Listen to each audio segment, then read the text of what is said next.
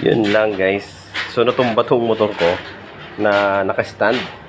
Kala ko siya napansin ko, kala ko walang damage, ito lang. Medyo gumasgas siya. Pero ayan. Pero hindi naman siya total konti lang.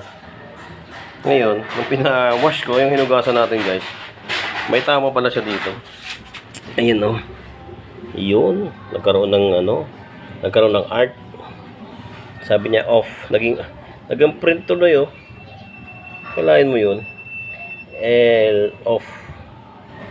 Ayun guys, so naglagay tayo ng BS1. BS1 yung ginagamit natin, pero sabi nila pangit daw yung BS1 sa motor.